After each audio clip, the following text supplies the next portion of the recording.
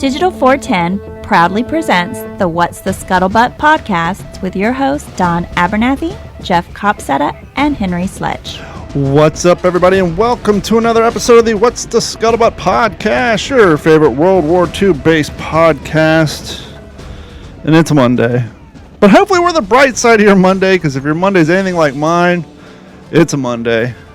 But anyhow, joining us on this lovely kind of Monday, joining us as always, Mr. Jeff Copsetta and Henry Sledge. Gentlemen, how y'all doing tonight? You said, it's Monday. It's Monday. This is the best part. Right. Come on, guys. We're together. The best part of a Monday. You know, I was thinking earlier, this is everyone's sanctuary in a crazy world. You can come here to get away from things. And I got to thinking, well, how crazy is that we take the content of the insanity of World War II, and that's all of our sanctuary away from the craziness that's going on in regular world now. But hey, that's why we're here. We're here to help you get away from things. So hopefully you enjoy our little time, our little get-together, as Jeff used to so lovingly refer to as our little threesome. But nay, not tonight. Tonight we're going all out with a foursome. That's right, Jeff. Why don't you introduce everybody to the fourth man to this party? Yeah, man. How do you catch me off guard like that? Golly. That's what we're doing. We do no show prep, and I catch you off guard. You know, Henry's the first one that said threesome. Actually, that is true. That is true. But we just went along with it. Yeah. It is absolutely my pleasure to introduce again a returning guest, my friend Dennis Blocker II. If you did not see the first episode we had with Dennis on, shame on you, first and foremost. Yes, shame on you. Yeah, you were definitely wrong. Please go back, get on the website, episode 136. It was one of the most powerful episodes I've ever done with a guest on the show. I mean, and I'm not just saying that. That was we had so much great feedback. So I'm very excited about tonight. We're going to have a little bit of a lighter topic than we did in episode 136. This was Dennis's idea, right? So if it flops, it's on him. Contact him, man. But, email him at dennis@showflop@gmail.com. Right. But yeah. But if you loved it, you can email us at mailcall@WTSPWWII.com. Right. Exactly. Yeah. For our listeners who, if you've listened to us before, we talk a lot of war movies, and the good, the bad, I had no idea, this is amazing, or never doing that again. So yeah, I'm gonna let Dennis take it away, and we do have one rule: we don't say the thin red line on this podcast. Just so you know. Well, you already broke the rule. Right. What is your opinion of the thin red line? We'll give you 20 minutes and go.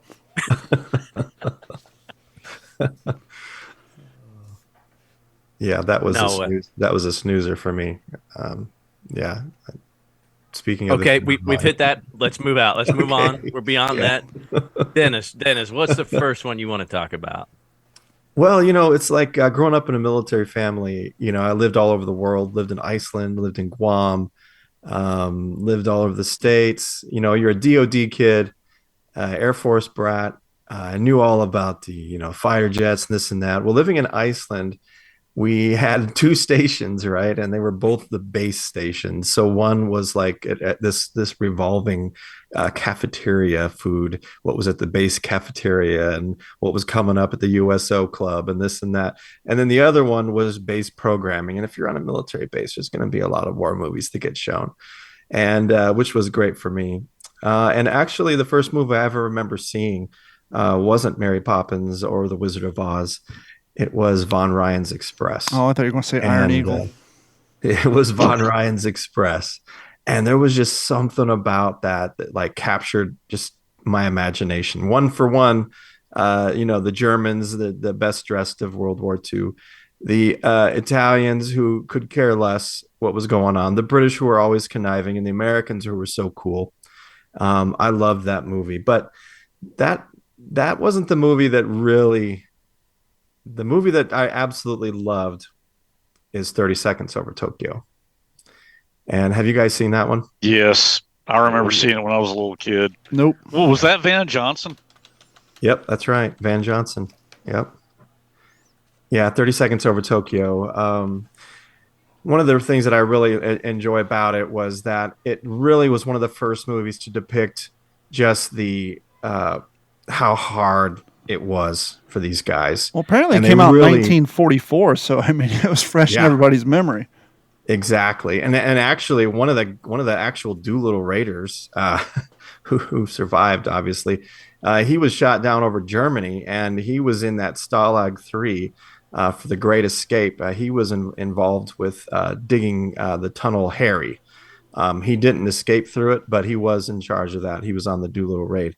But yeah, it was one of the first movies, that 30 Seconds Over Tokyo, that really showed, like, for instance, when the guys got hurt, like, typically they just kind of clutch their chests and this and that. But in 30 Seconds Over Tokyo, man, when they crash on the beach and they're coming out of the water, these guys, I mean, it was gritty. You could really feel their broken shoulders and their broken limbs, and it really stood out to me that they took that chance. And as a matter of fact, I was looking up, and there was an article written and right after it came out, and it says, there surely will never be a more glorious 30 seconds over Tokyo, nor a more gallant men to carry it out.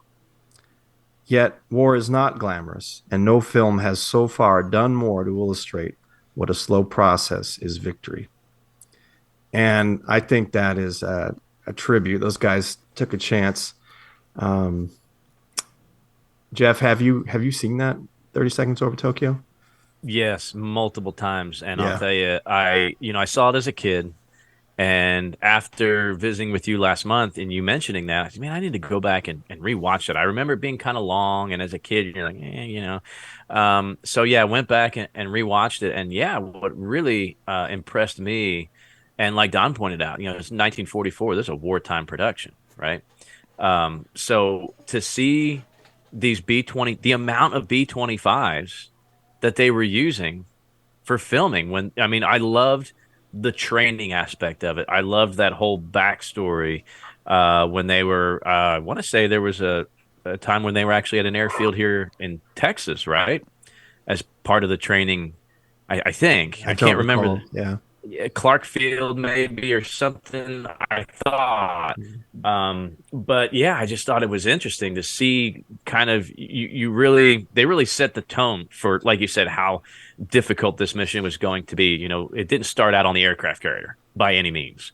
Yeah. So it gives them time for some really good character development. And of course, Van Johnson's, he's a great actor, right? I mean, this guy fits the part so well. And but you really have time to really kind of get to know these guys and get connected with them enough to where you do have that connection when you see their broken bodies and what it took to get the job done. And then, of course, the survivors coming home, some of them, maimed. So, I think it's really one of the top 5 to me wartime productions for sure. And what went into it from an advising perspective, more than just propaganda, Yeah, absolutely. Here's something we haven't done in a while. This is great because I haven't seen the movie, so I won't even feel bad for not participating. But the 3 of you have seen it. Henry, I want to give you the first crack at it. Rotten Tomato score. What is the main critic score, and what is the audience score? So I'm just taking a guess, right? Because I sure don't know. But well, if you knew, it wouldn't be a game, now would it? I'll say 82 and 79. Dennis? I'm going to go with the critic score of 86 and the crowd, the audience, of 93. And Jeffrey? Well, I am notoriously horrible at these guesses. I always go the opposite of what I think it should be because I think it's such a good movie, so most people won't like it. So I'm gonna hover in the 65 to 70 range for both, even though I think it's better than that. Now, interestingly enough, this movie came out in 1944, but it only has 5 top critic ratings in all that time. Wow. So some could say, well, that's the reason why, but this is the first time ever on this podcast with 6 reviews, 30 Seconds Over Tokyo, 100% with the critics. Wow. And And with the audience score of over 500 ratings, a solid 75%. Wow. So this movie apparently stands up, and everyone who's seen it, with the exception of 25% of the weirdos in the audience, agree with you guys that this is a fantastic movie. And so it's probably Is it possible, because I haven't seen it since I was a kid, can I find this thing on Netflix or Amazon Prime or any of that? Absolutely. I'm not going to be surprised if it's on YouTube. I Well, was going to that too. say, I think I streamed it on YouTube for like $2 or $3. I'm looking right now. Yeah. I got to rewatch it. This is making me want to see it again. Yeah, it's so good. It's made off this book right here by one of the pilots, Ted Lawson. It looks like it's on Apple TV. Yeah, it looks like maybe. That's who Van Johnson played, right? Dennis was Yes, sir. That's right. Ted Lawson. Yeah. Yeah, so it looks like it's streaming on Apple. Okay. And you can probably find some bootleg version on YouTube somewhere. And Spencer Tracy. Yeah. Yeah, who did Spencer Tracy play? I guess he would have been Doolittle, maybe? Yeah. That's right. Okay. Yeah. Yeah, and he was and Robert Mitchum, one of his first appearances.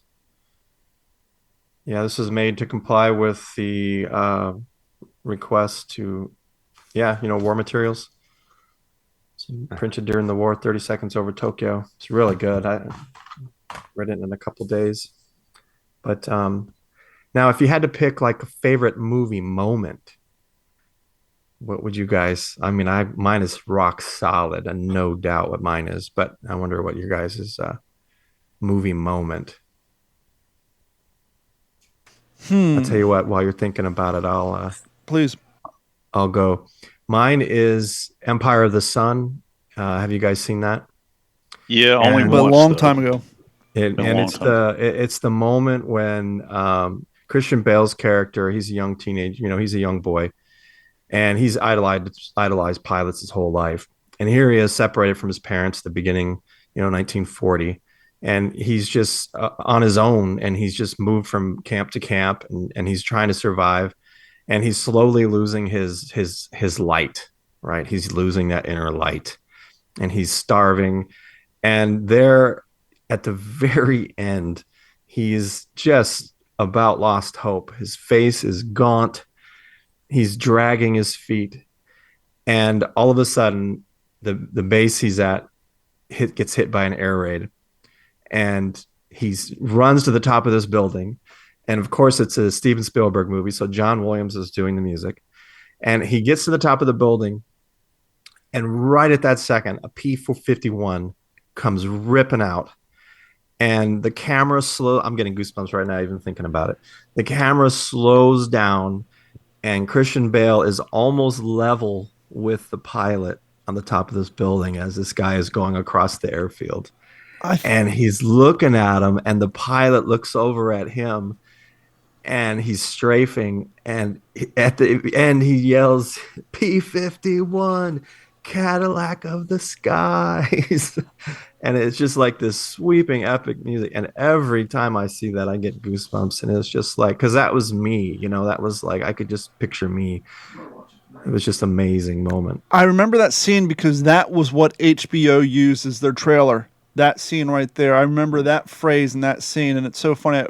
It's on the topic of movies, but kind of going back to what you're talking about, growing up around a military base. We spoke about this in the past, but when I moved to Ohio, I lived on Rickenbacker Air Force Base, which at that time it was basically just a skeleton Air Force base. They threw some air shows, and some planes would stop over every once in a while for refuels. But my brother was in the Civil Air Patrol, and so he had a pass to the base, which was great for freaking middle schooler, and he could take us. I'm in elementary school. So we get to go on the base, and hey, there's a Sherman tank climbing, and we're playing in Sherman tanks as a kid. We go to the PX, where I bought my first cassette tape, which was Iron Maiden's Only the Good Die Young. We're buying gas mask bags there. We're buying old M1 helmets. And, of course, now we're all outfitted. So when the rest of the kids at our school who don't live near the base, they're playing guns with their crap that their parents picked up from the Army surplus store. We got the stuff right off the base, got our M16s and all that. Used to go to get my hair cut there. Walked in, 5th grade. Of course, Playboys all spread out on the table and all that stuff, which, you didn't want to look at. But, yeah, we spent a lot of time. And not only that, but because the base was mainly populated down World War II, outside of the base, because the houses we lived in was all military housing during the war. And then in the 80s sometime, they got bought out and they made it just commercial, low income housing, townhomes and single family homes you can rent. But they had the old movie theater, which was run down, the old hospital, all this military stuff from World War II was all abandoned and run down. And we all used to skateboard and find open doors and skateboard down the hallways of these old hospitals and the old movie theater and all that stuff. And it was so damn cool just to think we got to grow up around that area. And as I was saying before, HBO at the time, Iron Eagle was all over. All those like teenage military movies. What was the one where they were at the boys' school that got taken over by the terrorists and they're all Taps? No, not Taps. The other one, the one that had the kid. Red Dawn? Well, Red Dawn was out at the time, but also the cat who went on to play in Lord of the Rings. It was kind of like a generic version of Taps, but it was a boys' school, and then they get taken over by terrorists, and they have to save the day. And when you're like 5th grade out there playing guns, you're like reenacting all these movies. But for me, and this is a little weird one because you kind of sprung on us. What's our favorite scene? And I was thinking about it, and I think the one that gets me every time, and he's such a great actor. It's when Giovanni Ribisi, the medic in Save It Private Ryan, when he dies right after the German bunker raid. And that minute where they're all gathered around him and he's looking up, and that scene gets me every time. That's a damn good scene in that movie. Yeah, he nailed it, man. What about you, Henry? Man, I don't know that I can answer the question. I mean, there are too many. I got too many, I mean, just so many scenes I loved. I couldn't pick one. When he's swimming underwater in the opening credits of Thin Red Line. I'm going to throw something at you. What about you, Jeff? I'm with Henry. Maybe if I had a little time to prepare for something like that, but I'm going back through my head. I mean, there are so many that I wish I had like this elaborate, beautiful answer for this that everybody's like, oh, I cannot pinpoint one. I have so many that I'd like to maybe quick mention. I'll be a little cliche here, but I'll go to, if we can call the Pacifica movie. There is one scene that there's just something about it that never gets old. And it's literally when they are on the Amtrak heading to Peleliu. You see it into the water. It's dark. You see them, as it first starts, right? They just kind of, they all get kind of jostled, I mean, of course, that's real stuff, right? They come in, the salt water comes up over the bow of this Amtrak, and it just goes from inside to outside these clamshell doors to this mayhem. And I don't know if it's the coloring in post-editing or something, but the color of the water mixed with the gray steel of the Amtraks, the tan bobbling helmets, the sounds of the Maudeuses, Hellcats overhead, smoke everywhere on the beach. Like, it's just simply exactly how I picture Peleliu. Can I back up from that 5 seconds, Jeff? Because that's a great scene. Yeah. When all the guys are in the belly of the LST, and they start helping each other up the tailgates. And although the one my dad was in was a 2, it didn't have a drop tailgate, but they're all getting up in, and you hear those. You hear them cranking up those 250 horsepower radial engines. Because, Amtrak's had radial engines, man. I love this. That was just, and you hear everyone just, they're all revving up, man. That just, it's like the beginning. It makes me think of, my dad wrote about how the whole exhaust, or the whole cargo bay filled with exhaust fumes. Right. And then they open the bow doors, and the light streams in with all the diesel fumes, and then your scene, that was pretty powerful. Yeah, that was amazing. Yeah, and that's that. The Amtraks had radial engines. They were Continental 670s. It's the same motor that they had in M3 Stewarts. It's the exact same motor that they had in the Yellow Peril, the PT-19s. So these guys load up. They start off with some carbon monoxide poisoning. Then they open up. Then they hit the water. Then they get seasick. They throw up their steak and eggs, and now they got carbon monoxide poisoning. They're seasick. Right. Then they're piddle around out there in circles for 2.5 hours. Now they're cramped up. Their back's hurt. They can't move. They're seasick. They got carbon monoxide poisoning. And then they hit the beach and expect to run and live. Right. I mean, so, that one just kind of gets me every time. There's a couple scenes from Memphis Belle. There's a couple scenes from Sands of Iwo Jima. I was just talking about this scene the other night from Patton, where he's the repercussions of slapping the soldier, and he's not going to lead the boys into Normandy. That was given to Bradley, and he's in this long haul, and man. Like George C. Scott, I don't know if this scene ever happened. I don't know if these words were ever said by the real Patton, but I think it rings true that that people say, and I believe it. George C. Scott was a better Patton than Patton, right? But an entire world at war, and I'm left out of it. God will not permit this to happen. I will be allowed to fulfill my destiny. That scene gives me chills. There's a few from Patton that really kind of ring to his passion throughout history, just the history of combat in general. You go back and read his poem from 1922, Through a Glass Darkly. If you read all, whatever it is, 24 stanzas, if you don't get chills from that, man, you're not human. But yeah, I mean, there's scenes from 12 O'Clock High that I'm like, oh man, that was awesome. That was perfect. I got too many. Gately. Did you see Unbreakable? Either one of you? Any of you? I did not. Yeah. I did not. There's a scene in there Jeff probably enjoyed, and that's when he was walking on the catwalk. Remember the Bombay doors were open?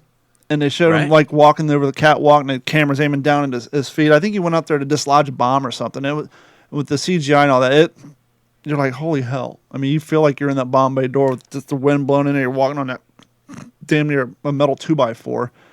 It's insane, like how minimalistic a lot of that crap was, especially when it came to the airplanes. It's like, yeah, absolutely. Gotta make room for the bombs. To me though, the catwalk scene from a bomber. you gotta go back to Memphis Belle, right? Yeah. Cranking that. We're not gonna die. We're not gonna die. We're not gonna die. It's just that bomber was just so blown apart. And talking to Captain Morgan the first time we met him, to be able to okay, how much of this? And he said, guys, we lost engines. We had a big chunk of the tail shot off. The whole tail was riddled with flak and bullets when their tail gunner Johnny Quinlan, their only actual injury of all 25 missions, gets clipped in the kneecap, right? Like not even enough to warrant a Band-Aid. They had landing gear. They landed with flat tires that were punctured from flak and all this stuff. And he told me and my dad, he said, that movie was just the damage from all 25 missions put into one. Yeah. Just everything in one mission. But yeah, Dennis, great question, man. My gosh, that's a hard one to answer, man. I'll jump in too. Everybody talks about the first 20 minutes of Saving Private Ryan. The part that got me even more than that was the scene in Rommel at the end. Yeah. The combat, where a shell goes off or a hit goes off and the guy goes through the window just as the Tiger tank's coming by. Mm-hmm. Yeah.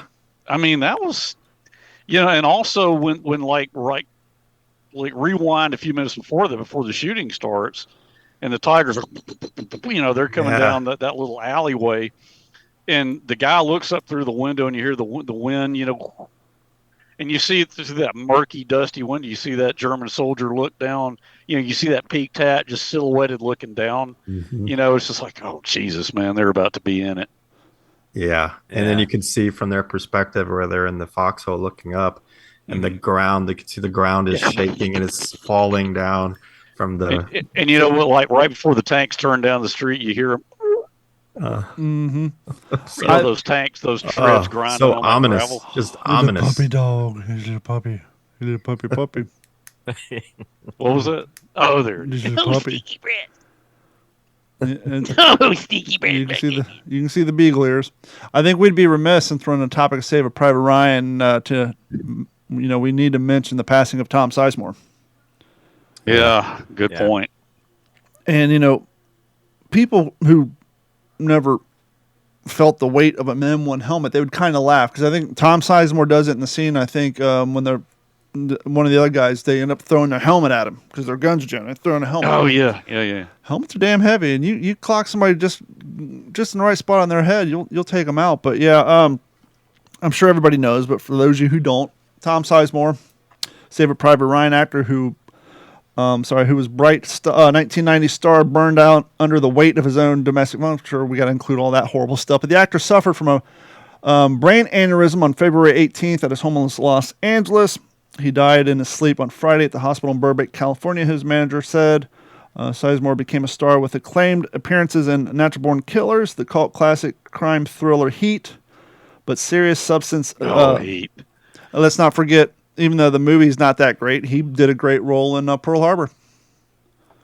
So he's in Pearl Harbor and Saving Private Ryan both. Let's not forget Colonel McKnight. Black Hawk Down. Oh, yes. Another great movie. How old was he, Don? He was only 61. Damn. I tell you, the older I get, the younger old gets. That's young, man. Yeah. That's too close to me. Yeah. That is young. Brain aneurysm. So, thoughts. Can I mention the? Because we were talking about this before we came over. Yeah, go ahead. That scene from the Pacific. My history with working EMS in 23 years, and then my battles with PTSD. Man, seeing that was it Joe Mazzello? Yep. Yeah, played my dad. Yeah, he played your dad in the movie, in the show. I know him more as a kid from Jurassic Park, but go ahead. Yeah, exactly. But when he comes off the ship and he's just haggard and he's got that stare and he pulls it off. And that is like one of the most memorable scenes. I just remember him looking at the Red Cross ladies, like he couldn't imagine, like, what are you doing? Like it reminded him of a world that he heard of, and it reminded him of some place that he had heard of and he was never going to see again, and he just couldn't contemplate. Man, and he said no words. If I can add to that, Dennis, so I remember my dad and me talking about that when I was a kid, because the part of that he remembered the most, of course, it's in his book, but where the lieutenant, the freshly starched, freshly shaven, and of course I never seen a day of combat.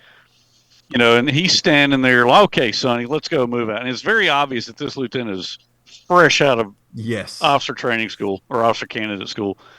And I remember my dad telling me how he and Snafu both just looked at him incredulously, like, it was that moment of stop-start comprehension that this guy hadn't even heard a shot fired. Did he really just say that? And then I remember him describing to me how he just looked at the guy, not like he wanted to start a fight, but the lieutenant just kind of looked down like he knew these guys had been through it. He saw it. He had no combat experience, but he saw something in your dad's face and Snafu, and he was alarmed. They did a great job with that scene. That's a good one for you to pick up on, man, because when we were leading up to it and telling them stuff and being interviewed, they listened to us on that one. And a lot of stuff too, but they really got that. Well, and also let's not overlook the scene in the mittens line at the college. Well, surely the Marine Corps had to teach us something. Oh my gosh, that was powerful. That's another one I remember hearing firsthand. Yeah, I love that. I think the only thing with that, when he said, "Lady, they taught me how to kill Japs," he like Joe did a great job in that scene, but he leans over and says, "They taught me how to kill Japs. I got pretty damn good." I mean, my dad, when he said it really loud, because the girl was kind of starting to embarrass him and starting to titter, and didn't they teach you anything? And he like, they taught me how to kill Japs, and I got pretty damn good at it. Like everything stopped. Mm-hmm. Wow, man. Another scene that really gets me is when Akak asks your dad, "You got a watch?" You know, you remember that scene, Jeff? Yeah. Wake me up in 30 minutes. Wake me up in 30 minutes. And that It was look, 20 minutes. 20. that look, his men would have died for him willingly, without a question. Yeah. You know, and it was just that love on their faces to see him, and it was just, man, so powerful. That's probably one of the most quoted scenes by me at an event. Everybody stand around, I just pull up a patch of grass, sit down, and lay down. Why stand when you can sit? Why sit when you can lay? Why lay when you can sleep? So good. Did he really say that? And I don't know. I think that was the writers. That could have been a very common, one of those common things that went around the court at the time too. That just may have been one of those common sayings that they included in the thing. But yeah, I definitely say that one a lot. Just people be standing around, I just lay on the ground. Pull up some. I like the way Gunny kind of joined in with him at the end. Oh yeah. You know, never walk when you can sit, never sit when you can sleep, or whatever the actual Woof. Yeah. You stovepipe boys. No dog gonna keep me comfortable. I got a dog. His name's Deacon. I was talking to Sledgehammer. You stovepipe boys, stay alert. Woof. Ball peen hammer, like a little hammer. Thanks, Sledgehammer. All right, snafu, shit, ass, F up. That's funny because Brendan Fletcher, or I think, is it Brendan somebody? I don't want to. Don, was that the guy's name who played Bill Layden? I can look. He played he played Dexter in Fletcher or Brendan Fletcher? He played in a TV series too. I met him on one of the We Happy Few podcasts. We did a watch along. We did, Dennis. Really nice guy. But it's cool. He was chosen for that role because he is such a great actor. He did such a great job. But the real Bill Layden was a big guy, man. He was 6'2". Oh wow. Yeah, I'm looking. Keep on talking. I'm seeing his picture. I'm just trying to find the actor's name. Man, and that one scene in that tent in Walking Point where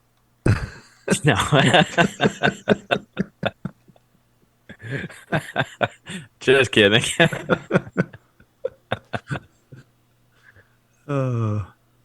Man, I can't believe we got this far. Oh, speaking of that, the director of Walking Point just texted me. That's funny. That's cool. Real quick, I can't while we're believe on we the haven't talked Pacific. about Band of Brothers yet. Well, real quick, while we're on the Pacific. After reading your dad's book, China Marine, I understand why they did it.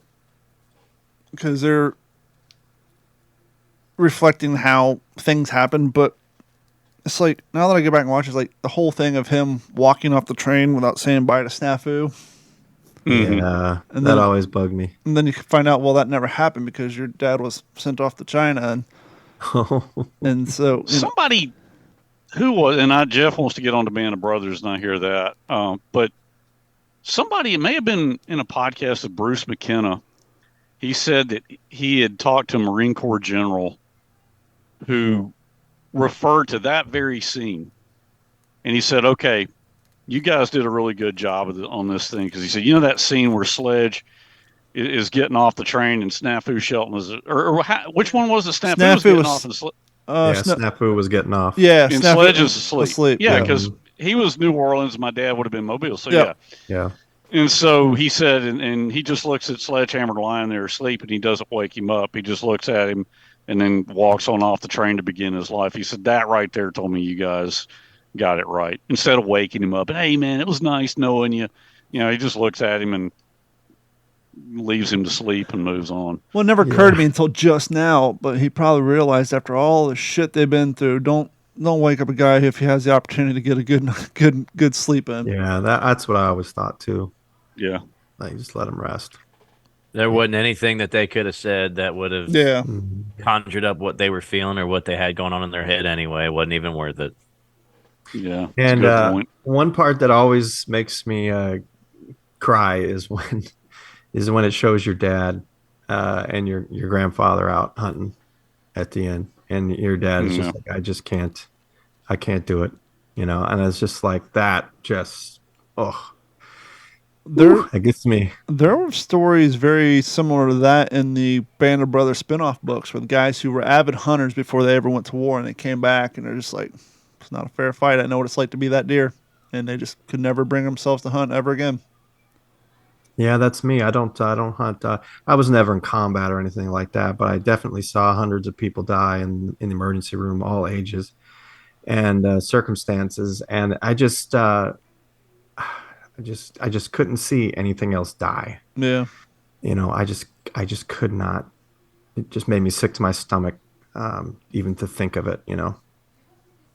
Yeah. So I just really appreciated that scene because I could feel it, and it just, oh, I knew how that felt, and I was just, I was so thankful they put that in there instead of whitewashing it.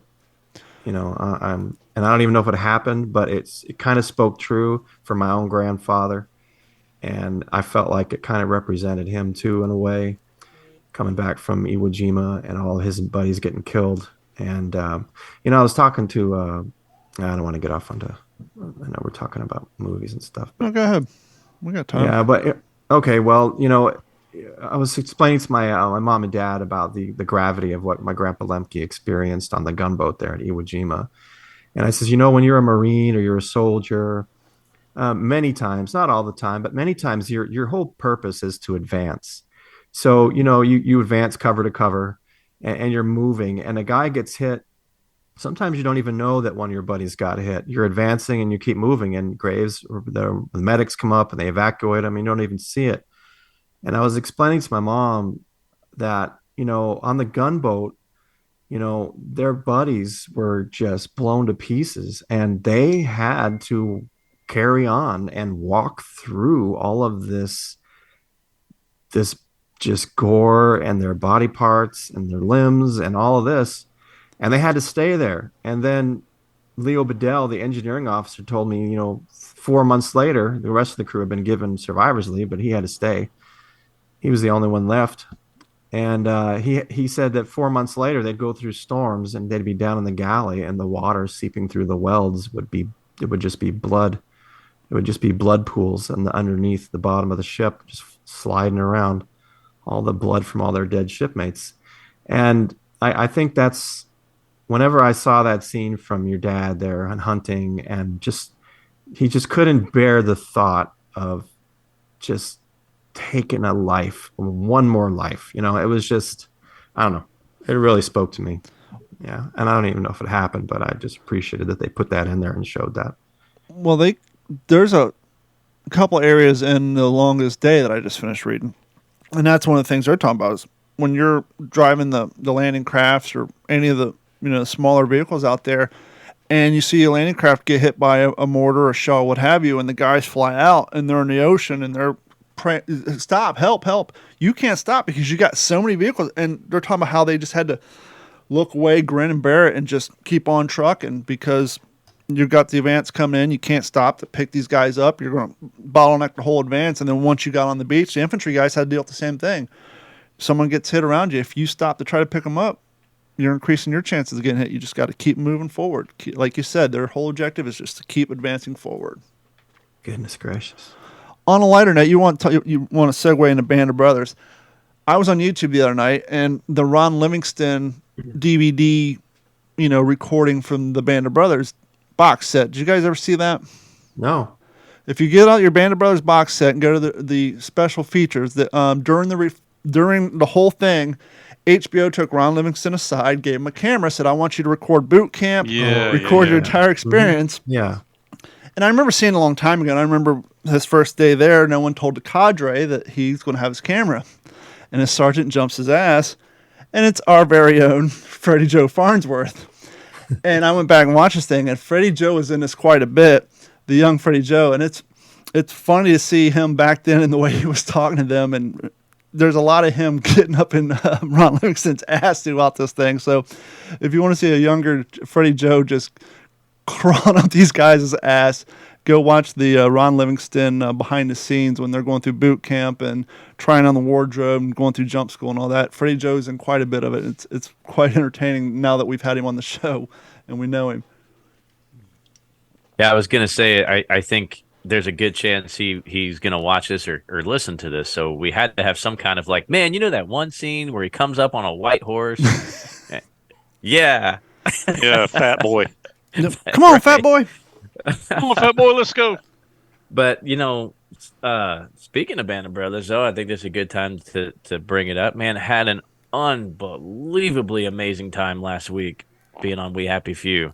This is, this is like old news for Henry, right? He's been on there 6,000 times, and these are his friends. This was the first experience for me, and all I kept hearing, oh man, Matt Leach, you're gonna love Matt Leach, and we've all known Leighton now for so long, and was just, I don't know, man, it was just the most fun I've ever had, and I just felt like we got right into it. Like I was talking with you guys, yep. Like I had a rapport with these two guys already, and man, so yeah, that was a lot of fun. That was just a lot of fun. So hopefully I'll go back and watch that or listen to it. Well, that's the beauty of this hobby, this community is the four of us could be complete strangers, show up somewhere on happenstance, find out we all have a passion for this hobby, and we would all just sit there. So it doesn't matter who it is. Most of the time, if they have the same passion you do, you're going to fit right in, and things are just going to roll, and it's going to go great. Right, awesome. Yeah. We could be talking all night about Band of Brothers, and it looks like I mentioned Walking Point earlier. It looks like our director Walking Point just joined in watching us, so that's pretty cool. Shout out to RJ. We've had him on the show before. But there's so much with Band of Brothers, and there's so many. When I think of Band of Brothers, I still think of how my wife reacts to it a lot. Because we talk about this, right? We watch it every year when it's cold. Mm-hmm. That late November, early December, coming up on Christmas, coming up on the anniversary of the Hitler's counteroffensive in the Ardennes, and it's just the perfect time of year to watch it. And of course, there's the one that she's always like, "Woo, yeah," and it's when Major Winters calls out Captain Sobel towards the end there. Yep. When he's just kind of walking by. Salute the rank, not the man. Captain Sobel. Yeah. That gets her. She just, I loved it because she just hates Sobel, right? So that's always I thought that was a pretty good touch because, Captain Sobel's such an intricate character, and, the poor guy ended his own life, I don't think very long after the end of the war. And, I don't want to talk too much about this guy. We all love to hate him, right? But from that garrison perspective, no better company commander for those guys at that time. Yeah. Right? I mean, yeah, and he galvanized them. Yeah, he really did. And to give credit where credit's due, had roles been reversed, right? Had it been Lieutenant Winters in charge of Easy Company in the training phase at Tagoa, and then it's Captain Sobel, that gets assigned to them because, what was his name? Lieutenant Meehan didn't survive the jump. Yep. Two totally different worlds, right? Like it's just it's a matter of timing for those guys, and that's kind of that aura I think that those boys have in that particular unit. It was timing, and I think we probably overlooked the fact that Sobel was part of that process. He was part of, like Henry said, galvanizing them and making them who they were, but also realizing what they were lacking and who they needed, the type of leader they needed to kind of take them to the next level. Sobel was that perfect garrison, in the rear with the gear, all those, rear echelon, the REMFs, the REMFs, the Pogues, whatever you want to call them. He was perfect for that, and of course, then so on and so on. So, well, that's the nice thing about the Band of Brothers spinoffs books. It's just about every person who did one after the series came out and the book came out made sure to make sure that their audience of that particular book knew that they all knew and they all acknowledged that they wouldn't have been as successful as they were if it wasn't from him. And so when you read a lot of those, Garnier. yeah, when you read a lot of those books, there'll be at least one paragraph talking about, hey, the guy was a pain in our ass, but we would have not made it through if it wasn't for him. And he was our training, and he is the reason we were as good as we were. And they all had to sit after the book came out and the series came out, they had to, kind of sit his daughter down and tell her the same thing. Like, look. Yeah, man, that guy, can you imagine? I mean, so I think it was it Brothers in Battle, Best of Friends? Yeah. It was the Garnier and Heffron book where they really go into a lot of that Sobel post-war and what it was like for his, oh, man. You guys know how he passed away, right? Huh? You know how he passed away, right? Yeah, he tried. Well, he tried to kill himself, but he survived. Yeah, but he ended up passing away in, I think, sort of a hospital type atmosphere. But yeah, he ended up he had a failed suicide attempt. Dang. Yeah, my mom feels that Iwo Jima's played a big part in my grandpa, because my grandma died and then my grandpa killed himself. But she often wondered, and that was the reason that she had me do my own research into grandpa's past World War II service, because she felt that it had really wore him down, and grandma was his rock, and that was taken away. Yeah, so I can totally understand. And not to mention, these cats were so young. I mean, you hear all the time that your teenage, your early high school, your early adult, those are your formative years. I mean, a lot of the stuff that happens to you or the things you go through, make you the person you grow up to be. And the amount of atrocity they witnessed and participated in, it's just, I don't know, it's just mind-boggling. Well, sticking with Iwo Jima, I mean, I know it flopped and all, but man, I think Flags of Our Fathers is a must-watch. I think Letters from Iwo Jima is a must-watch. I know you can't kind of mention one without the other. Were those ever sold as a box set? If not, they should have been before DVDs went to the way of the dodo. I mean, I got both of them, but I think that would have been a great box set. That would have made sense. Yeah. Absolutely.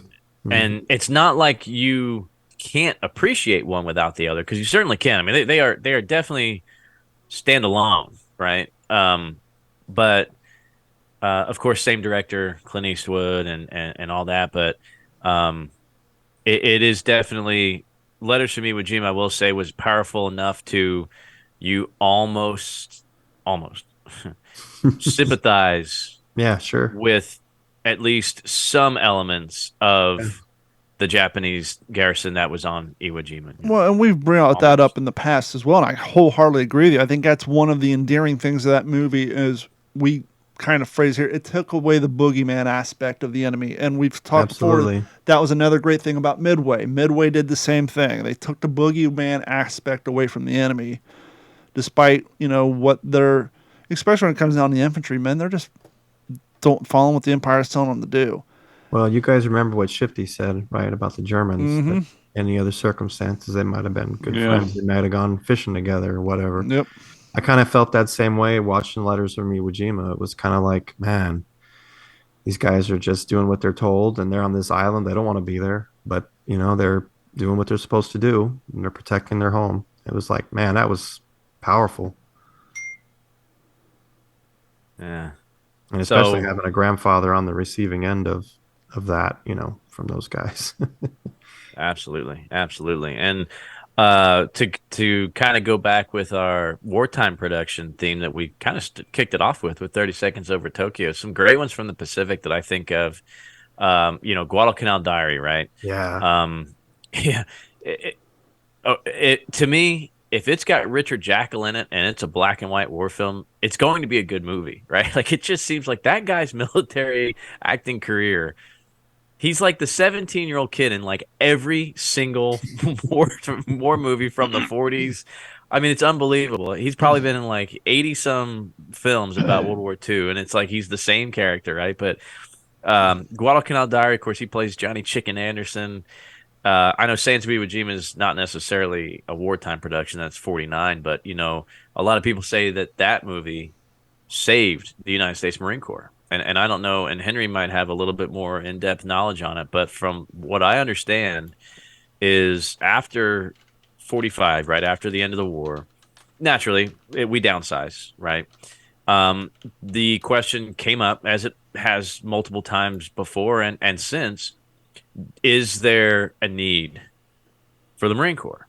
And obviously anybody no, hang on, I'm not talking trash about the Marines. It's a fair question, right? Because we started blending in ways that, you look at it now. I'd love for somebody to really answer the question, what is it that the Marine Corps can do that there's not somebody in another branch of service that can do that?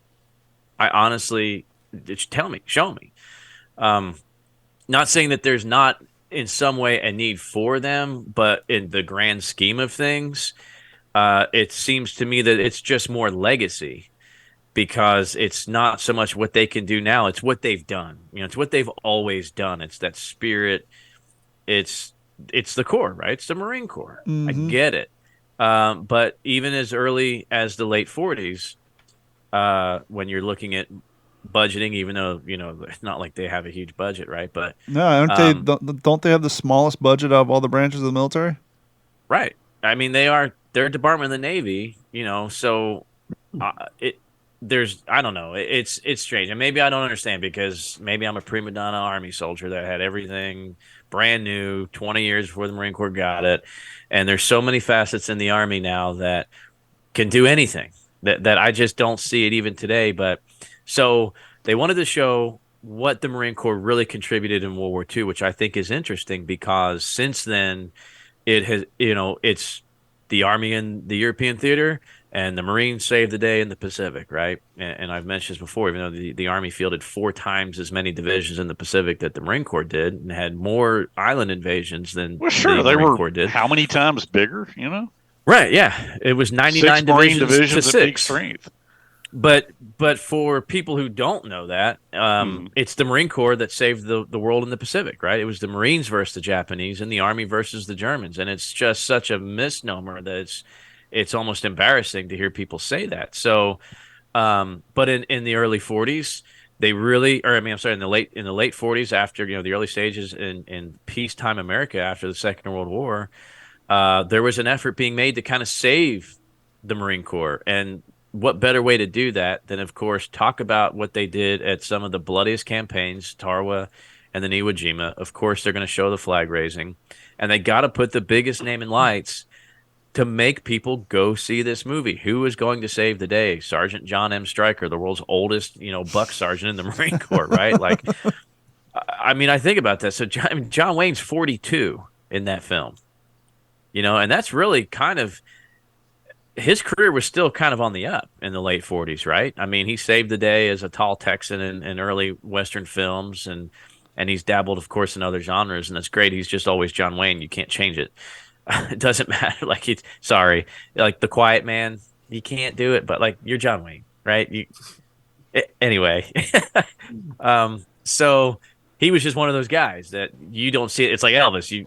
When you see Elvis in a film, doesn't matter what the film is, it's Elvis. Like, he can play whatever he wants. You can dress him in anything. It's Elvis. You don't change him. It could be 1843. He can be out in the West with his 1970s bouffant and sideburns. Exactly. Yeah. I know you're talking about Frankie and Johnny on the steamboat. I get it. But so I think it's interesting, that movie, just beyond being a movie, having those motivations to save the Marine Corps.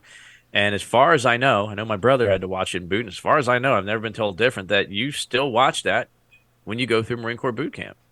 It's what you do. And I haven't been told otherwise. I'm not saying yay or nay. It's just, to my knowledge, I've heard that every Marine watches that film in boot camp, and rightly so. I can guarantee you that he wasn't the only one, because it's 1949 they were filming that? Right. Yeah, Sands was 49. So I'm sure a lot of the extras were there too, but Ira Hayes is in that movie. And we're talking about PTSD. Could you imagine? I'm sure there's plenty of people on the set, the extras, but in this particular conversation we're talking about Ira Hayes, because we know how he ended up passing and the PTSD that he dealt with. Could you imagine surviving through that, and then a few short years being on a movie set, portraying probably the worst time of your life that just happened 4.5 years ago. And if you Google Ira Hayes and Sansa Iwo Jima, there's a shot. And Ira Hayes is sitting there in a foxhole, and there's two other guys. I'm not filming. You can see the boom mics in the background. It's just a in-between shot. And the two other actors are smiling at the camera, and Ira still has that 1,000-yard stare. He's just staring off into the horizon while the other two actors in the foxhole are looking at the camera, and you can see the boom mic and all that. Even on that set, just looking at this picture of him, he's 1,000 miles away. He did not have anything good to say about that film. Yeah. And you can probably Google that easy enough. And he's not the only one that portrayed himself in that film, right? John Wayne hands the flag to Gagnon, Bradley, and Ira Hayes. And, of course, Harry Schreier plays himself, lieutenant that raised the first flag, right? Yep. There. And then there's the conversation between Colonel Shoup on Tarawa, Colonel Shoup playing himself, the only surviving Medal of Honor recipient, talking to the battalion commander of 2-8. The name is escaping me. He's got a big handlebar mustache. Oh, Henry, help me out. I'm trying to think. He's walking up and down the beach with a shotgun. Oh man, sorry, I don't know that much about 8th Marines. Red Beach 3, Major Crow. Major Crow and Shoup have a conversation as themselves. Communicating on Tarawa. So there was a lot of guys basically playing themselves. Yeah. Like Don said, only 4, 5, 6 short years later. But yeah, I know Ira Hayes said that wasn't at all what it was like, right? Well, of course not. It's 1949, and it had a purpose. It had a bigger purpose than Ira Hayes' war. Yeah. Right.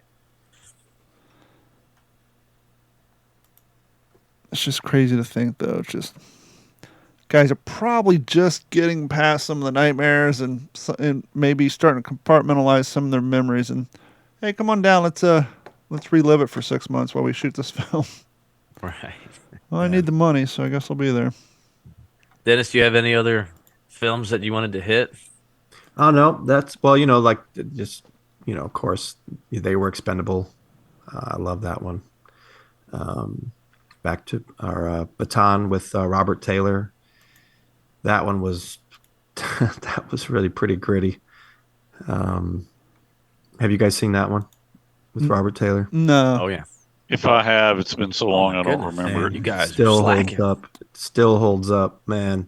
Maybe we need to come up with like a top Baton. 10 1945 to 1959 World War II movies that people must watch. All the classics.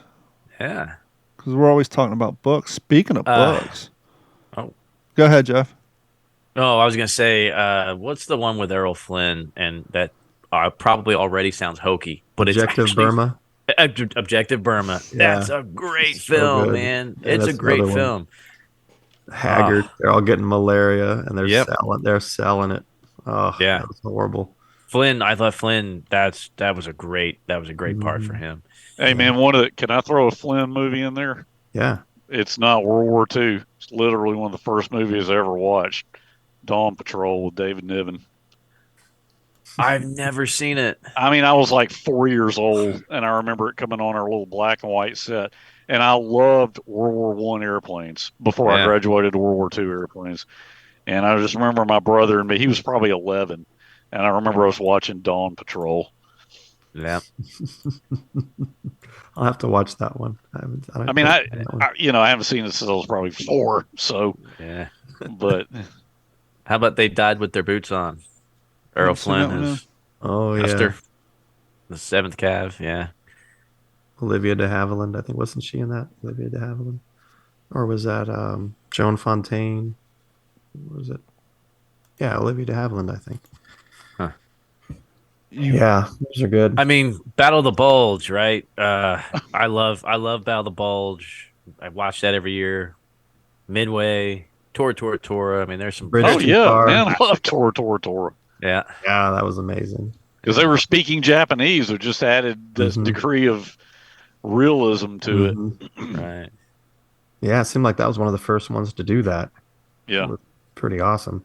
Then there's all the submarine movies, Das Boot, with the German U-boat commander. Man, that was rough. I had my son and I just watched that here a few months ago. Yeah. I couldn't get as into Stalingrad though, even though it was Wolfgang Peterson or whoever, the same director. Mm-hmm. Stalingrad just wasn't, to me, there's something about it didn't. What about Enemies at the Gates? Oh yeah. The sniper duel. What I didn't see that movie until probably the mid 2000s, and what I kind of liked from it because Call of Duty World at War was out right around that time, and when you're playing through the campaign mode, and I had not seen that movie yet, you're pinned down, you're inside this fountain, you get a gun and you snipe the guy taking a shower, and you snipe the other guys, and it's right out of that movie. And you're like, oh shit, that's where they got it from. And that's such a good game. Too bad, it's unplayable nowadays. I almost wish they would come out with that because, Call of Duty's been nothing but putting out the same game for the last 15 years. Too bad they won't reboot World at War because that was a fantastic game, especially running across the airfield at Peleliu and all that stuff. Fantastic game. But hey Jeff, I got a question for you. What you reading? Well, that's a quick answer because I'm taking this one nice and slow. Of course, I'm reading With the Old Breed, and I cannot wait. So I think I've sent you guys some pictures before, right? So our librarian will put out an email to all the teachers and say, fill out this little form, tell us what you're reading and what you're listening to, and then she'll have somebody come around and staple it up outside your door on your classroom. So naturally, what I'm listening to is always going to be What's the Scuttlebutt because it's amazingly free marketing, right? Absolutely.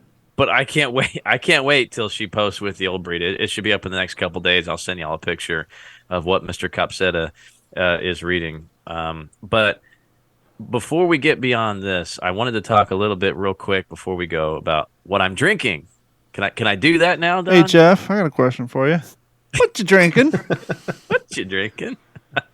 Well, it's cold now, but so. Guys, I had this opportunity. I connected with a new friend over in Germany now, and if you follow him on Instagram, and you should, if you don't, you really need to look at World War II Wayfinder, World War II historian. This guy has some amazing content out there. Struck up a conversation. He's going to be on the podcast one day when we can get past the, he's like 60 time zones away. We have to figure that out. No, we can make it work. We'll make it work. We always do. Just in our conversation, just nonchalantly, by the way, I'm the CEO of Warbird Coffee. And I went, what? Whoa. Never heard of it. Warbirds and coffee. Two of your favorite things. And coffee. And so just showed up today. And so I pulled this bag out of the mailbox, right? It's like crammed in there. And if y'all know my wife, she gets 30 Amazon packages a day. And you right? get so I didn't even one look book to see every if it was 6 months. Yeah. Or a sticker from me. Right. She said, whatever. Come on. Okay, 28 packages. I think I sent you anyway. an art printer too, didn't I, Jeff? At some point, maybe. I don't know. Yeah, but you sure did. You sure did. He didn't get it until 3 months later because it got lost in all her Amazon boxes. So yeah, I don't even look at the name on it. This is my wife's. I'm like, that's an interesting feeling package, though, right? I'm walking into the house. I'm like, man, something smells amazing out in the front yard. This smells really. And I didn't even dawn on me, right? So I put the package up on the bar, and I'm walking in, and I'm like, I smell it in the house. And I'm looking at the front, like, what? She bought a bunch of flowers the other day. Like, what am I smelling? And then I got closer, and I looked down, and it had my name on this package. Warbird Coffee, you can smell it from the sealed package, and then it's in the clear, like the bubble wrap, sealed plastic wrap after that, and you could still smell this amazing stuff. So he gave me 2 sacks of this stuff. You get on his website, they've got some amazing marketing tools, and I just want to read you their commitment. So the Warbird Coffee Company, their commitment, they have a clear objective. That is to give back to those who work so hard preserving our aviation heritage from World War II. These aircraft are unique reminders of a time when young men and women would place themselves at the mercy of the enemy and all too often made the ultimate sacrifice in the name of freedom. I can't wait to talk about this at my air show in less than 2 weeks. Amazing coffee. John, thank you so much. We've got to get you Henry and Don's address. Yeah, I can can't wait to share try some. I mean, this guy knows his stuff. He's got the Square D, the bloody 100th bomb group on this bag, right? I've got another one. So what I'm drinking is, let's see, 47 coffee. Got a beautiful P-47 on there. Oh, P-47. Does he have one for the Corsair? I would hope so. If not, I think we need to make that happen. So, I've been waiting. I think I've been waiting like to drink WTSP flavored coffee would be fantastic too. Well, I like the way Don thinks. A that's WTSP cup would be amazing. The Lucky Strike, the little. I mean, that would be great. So, it's great. I mean, when I took the first sip, I did the little swirl. I was wafting. It was resonating like gazelles running through the savannah when I was listening to it. I mean, it was. The only thing you're coffee, missing, John. the only thing you're missing to make that coffee taste better. One of these bad boys. You need to get one of these. Of course, he's gonna. Yep, make a of course coffee. He's gonna rub that in. Got to get yourself a nice Corningware milk glass. Yeah. I'm looking at their website. I like the pinup girl shirts they have, and they got as a baseball cap snob that I am, they have some fantastic looking caps on there too. Yeah. Speaking of fantastic looking caps, look at that bad boy, huh? Yeah. Oh, that is sharp. I do like the new. Let me see the back of it, Don. Just snap back. Snap back. Okay. Let me address something real quick. As I said, I'm a hat snob, and when I went to make these hats, there was already flat bills. As a hat snob, I don't like shitty hats. And somebody who worked in radio, I've been given a lot of crappy promotional products. And when it comes to baseball caps, you want a bill that has at least 6 or more lines of threading in it. If it has 3 or less, that is an indicator that someone has cut corners. The bill's not going to hold a fold. If you like a nice folded bill, it's floppy and crappy. So I say all that to say this. The people that we use to print our hats, they had 3 styles. They have these flat bill hats, which, by the way, the quality of it is fantastic. They had trucker hats, which I made as well. And then they have what they call the dad hats. And those are the only hats they had on their website that had a fold, kind of like Henry's hat.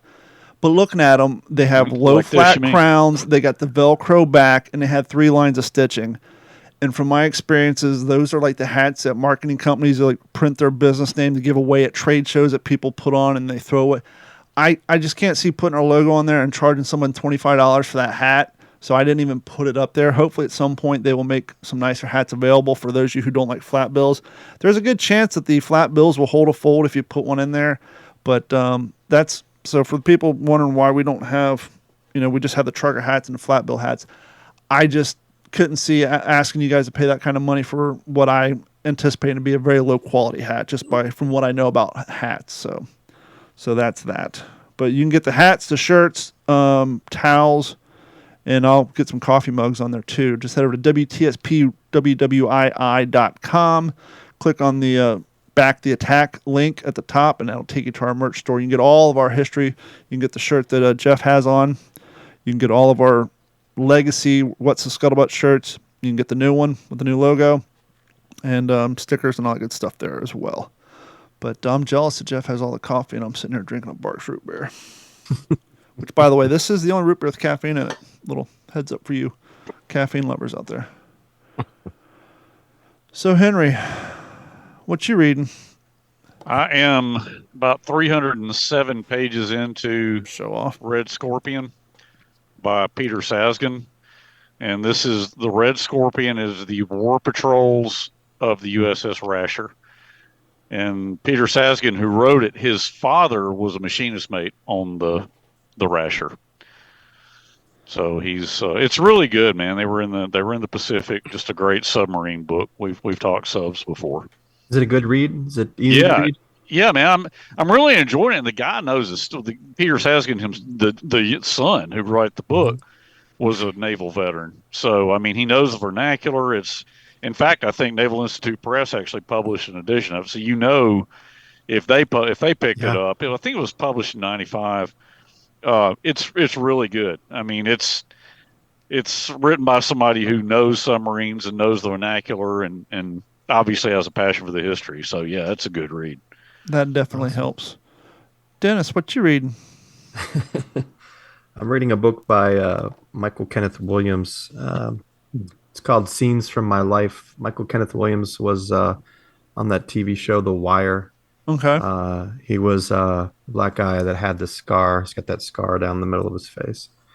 And yeah, I'm reading about his life growing up in the hood and how he got out. Yeah, it's pretty good. It's a quick read. So I'm proud to say I finally finished the longest book. Actually, it was a very short book, just I'm a slow reader and, well, life. And so I came in here and I was like, I need a new book to read. And as we talk about before, sometimes we just have so many books that we forget we have them. There's a lot of times we're doing a what you're reading segment, and I'll actually order a book in the middle of the show because somebody will bring one up and I'll forget I even have it.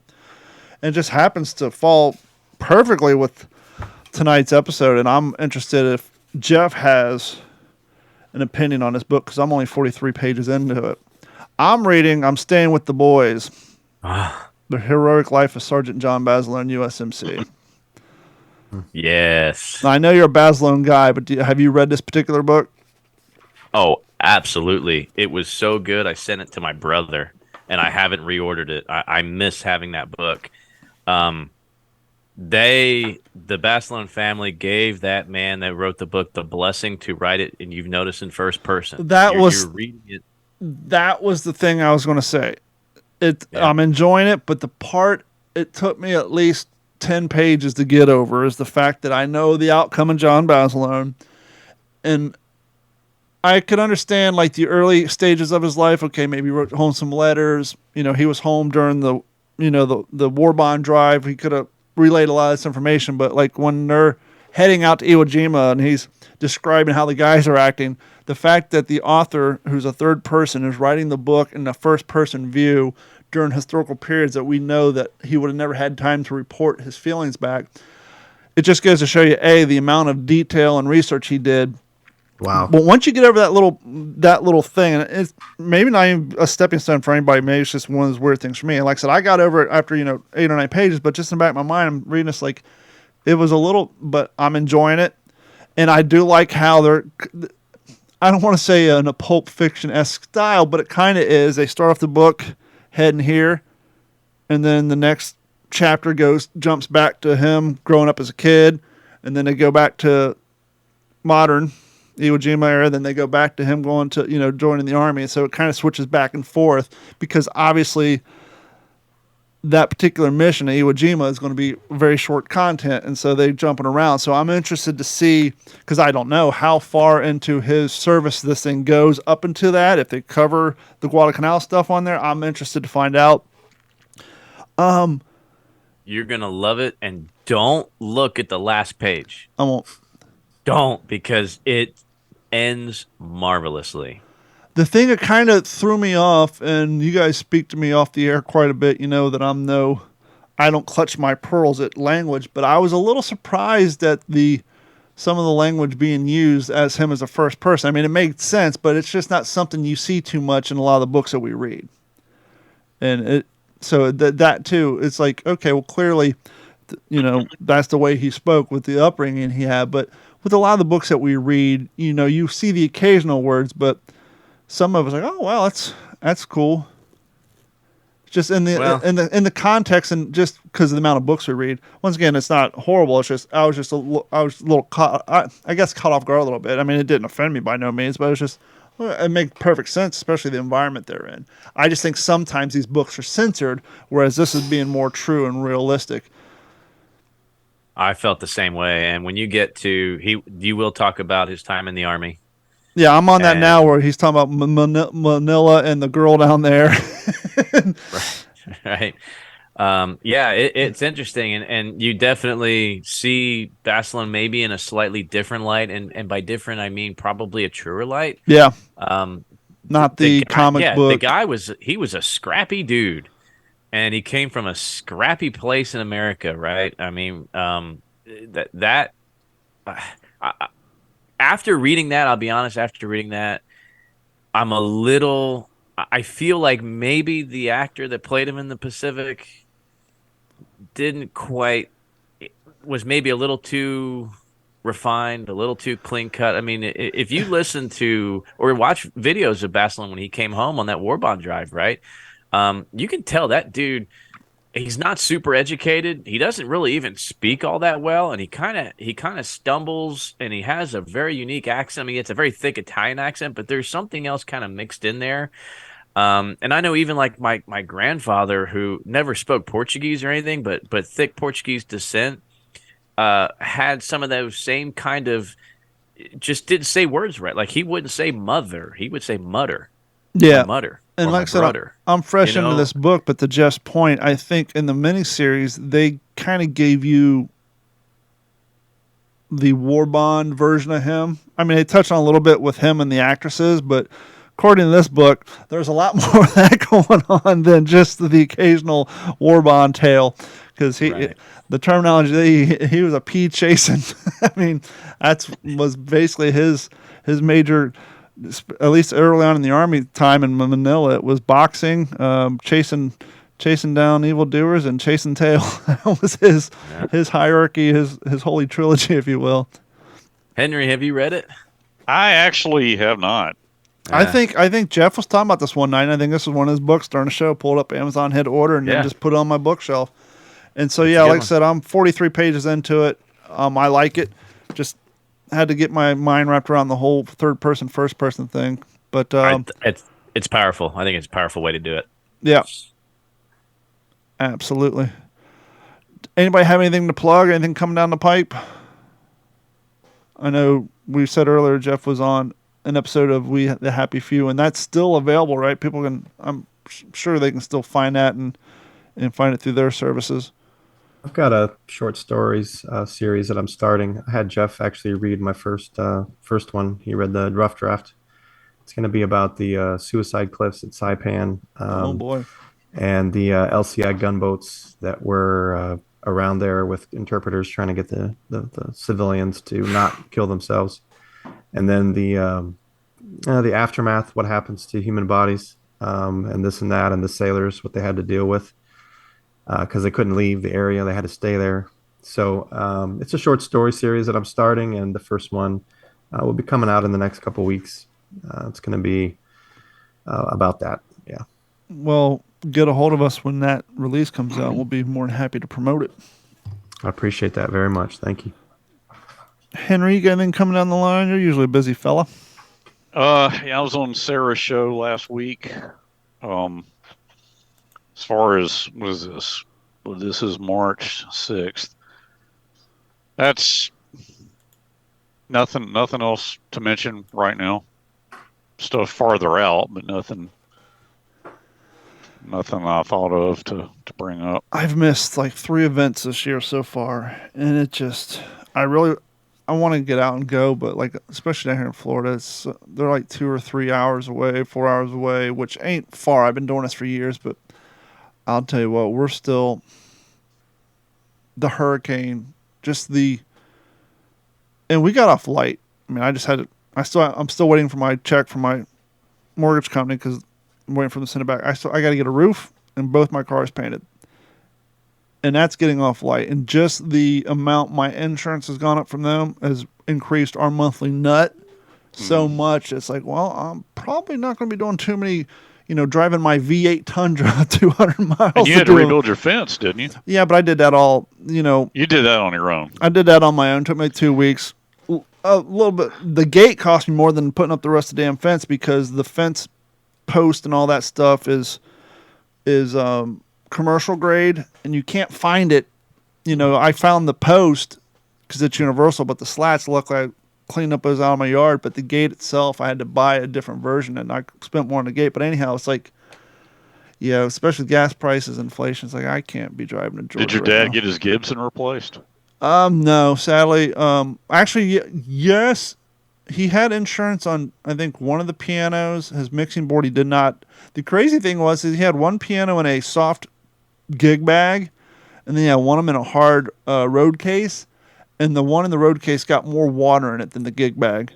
The gig bag just floated around. But yeah, My brother's supposed to be coming down from Vegas at the end of the month, and we're going to go drywall my dad's house. So it's been the hurricane hit in September. My dad's house, his neighborhood still doesn't have electricity. I think him and 6 other people's houses, trailers, were the only ones that weren't completely annihilated.